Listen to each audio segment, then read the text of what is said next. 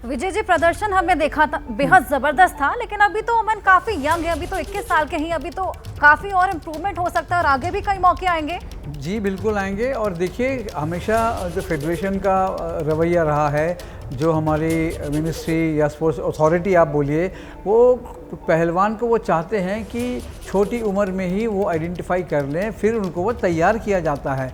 कुछ पहलवान ऐसे होते हैं उनमें शक्ति बहुत होती है, कुछ पहलवान ऐसे हैं उनमें चपलता, जो उनके दांव पेच होते हैं वो अच्छे होते हैं। पर अमन की खासियत ये है कि फ्लोर पे तो तेज़ हैं, उनके पास शक्ति भी है। अपने आप को आप देखें, जिस ढंग से उन्होंने डोमिनेट की है बाउट, आधे स्टेज पे मुझे लगता है प्रतिद्वंदी को छोड़ दिया था, उनको लग रहा था कि अब मैं नहीं जीत पाऊंगा, और आखिरी तक उन्होंने अपना डोमिनेशन बरकरार रखा। और यही भारतीय कुश्ती की मैं परंपरा रही है, मैं कहूँगा कि हमेशा एग्रेसिव रहे हैं भारतीय पहलवान।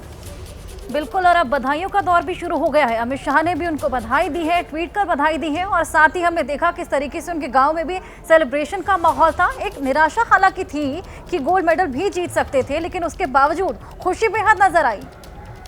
बहुत बहुत बधाई मैं दूंगा अमन को, क्योंकि जैसे आपने सही कहा, अगर उनके गांव वाले निराश हैं कि गोल्ड नहीं आया, उनकी वो जायज़ हैं, क्योंकि ये खिलाड़ी गोल्ड मेडल लाने के लायक था, उसमें इतना टैलेंट है। और आप देखिएगा आगे आने वाले टाइम में वो कितना नाम कमाएंगे अपने लिए भी और भारत के लिए भी। बिल्कुल, 13-5 से उन्होंने मुकाबला जीता। देखा जाए तो स्कोर भी बेहद अच्छा रहा।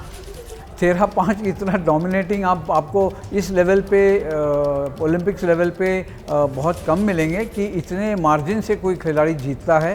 पर मुझे खुशी ये है कि आखिरी के 2 दिन बचे हैं और भारत में जो है सेलिब्रेशन के लिए टाइम है, क्योंकि हम देख चुके हैं नीरज का जो है सिल्वर, और उससे पहले भारतीय हॉकी टीम का ब्रॉन्ज, और अभी अमन ने एक और मेडल दिला के 6 मेडल के आप ब्रैकेट में आ गए हैं। एक और होता तो हम टोक्यो की बराबरी कर रहे हो। विजय जी, अमन की शुरुआत कैसी रही? कहाँ ट्रेनिंग करते हैं? क्या कुछ उनका रूटीन रहता है? कैसे उन्होंने ओलंपिक्स के लिए खुद को ट्रेन किया? अमन देखिए, आप पहले बता चुके हैं कि वो बहुत छोटी उम्र में अपने माता पिता को खो चुके थे, तो उनकी पूरी जो मैं कहूँगा रिहाइश कहिए या परवरिश कहिए, वो छत्रसाल स्टेडियम एक ऐसा सेंटर है कुश्ती के लिए जहाँ पे पूरी फैसिलिटीज़ उनको प्रोवाइड की जाती हैं।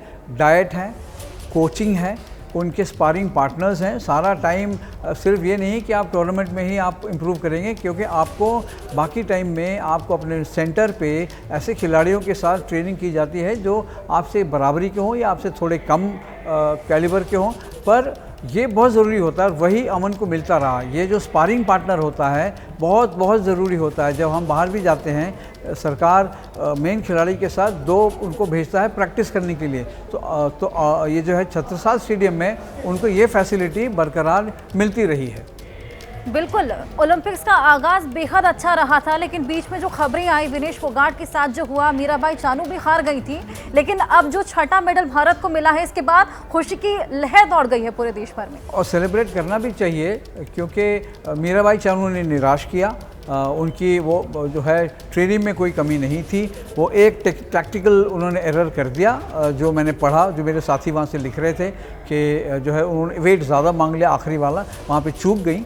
पर मीराबाई चानू ने तो टोक्यो में कमाल किया था, आपको सिल्वर दिला के दिया था और पहले ही दिन।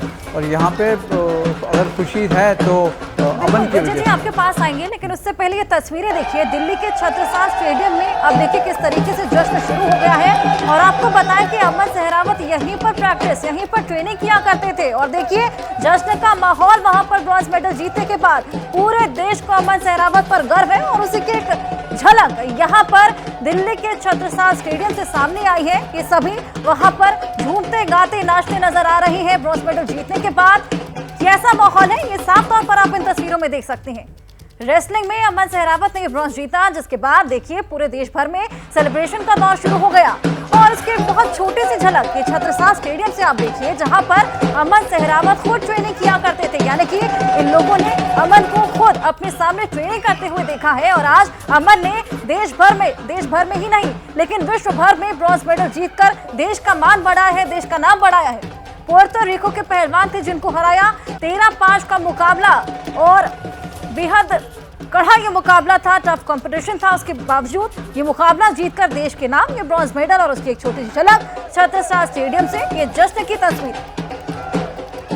और अब बधाइयों का दौर भी शुरू हो गया है। उनके पैतृक गांव में भी हमने देखा किस तरीके से सेलिब्रेशन हो रहा था। पीएम मोदी ने उन्हें बधाई दी है, अमित शाह ने उन्हें बधाई दी। और देखिए दिल्ली के छत्रसाल स्टेडियम में भी जश्न का माहौल शुरू। ढोल नगाड़ों के साथ यहाँ पर लोग नाचते और झूमते नजर आ रहे हैं।